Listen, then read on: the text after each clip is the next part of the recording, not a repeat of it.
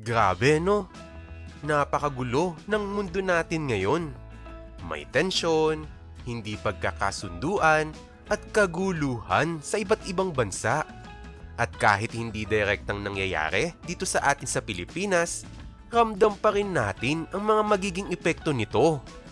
Una na dyan, ang pagtaas ng gasolina. At alam mo naman, kapag tumaas ang gasolina, hindi lang yan ang tataas. Kasunod niyan, tataas ang pamasahe, tataas ang presyo ng mga bilihin, pwedeng tumaas ang kuryente, at mas liliit ang value ng pera natin. Nako, finish na. Oo, hindi kasama ang bansa natin sa kaguluhan, pero damay ang mga bulsa natin. Kaya ang tanong, handa ba ang finances mo kung lalo pang tumindi ang global tension? May emergency fund ka ba? May protection ba ang savings mo? O umaasa ka na lang na magiging okay na ang lahat? Sa video natin na ito, pag-uusapan natin kung paano magiging financially ready at makakasurvive kahit magulo ang mundo. Welcome sa Marketoon! Usapang negosyo at kaperahan. Kaya please support our channel, click mo na ang follow or subscribe button para lagi kang updated sa mga bago nating video. Let's go!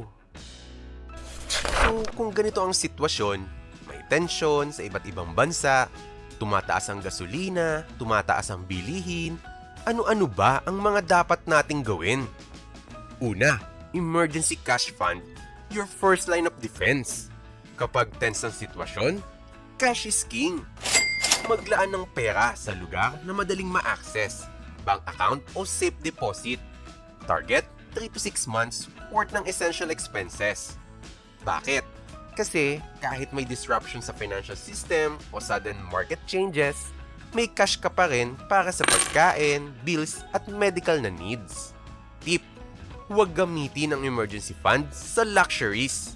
Ito ay pang-survival lamang.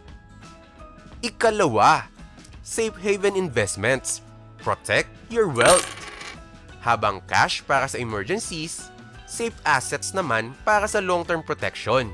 Isa sa pinaka-safe, gold o other precious metals. Pwedeng physical gold, digital gold, o low-risk ETFs. Bakit? Kasi kahit magulo ang markets o currency, nananatili ang value ng gold. Principle, huwag lahat ng investment mo ay ilagay sa high-risk assets. Tip: balance cash at safe haven assets para may liquidity at protection. Kanegosyo!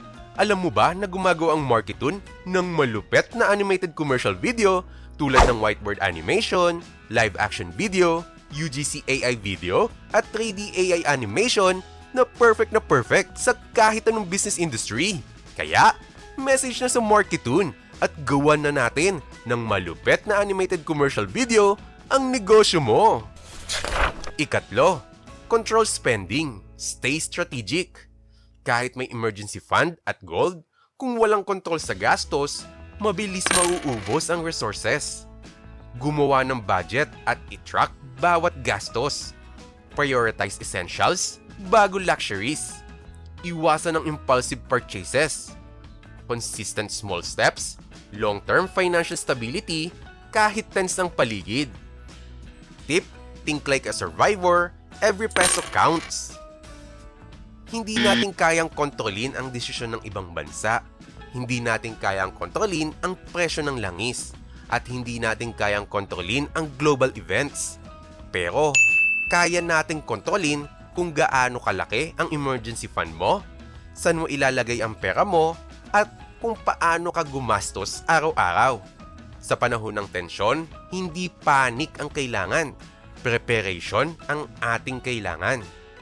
Kaya ang tanong, mga ka-whiteboardpreneurs, gusto mo bang laging maging ready at magkaroon ng financial stability kahit sa gitna ng mga kaguluhan sa mundo? Type, maghahanda ako sa comment section at i-click mo na ang follow or subscribe button para lagi kang updated sa ating usapang negosyo at kaperahan. Thank you for watching and see you sa susunod nating video.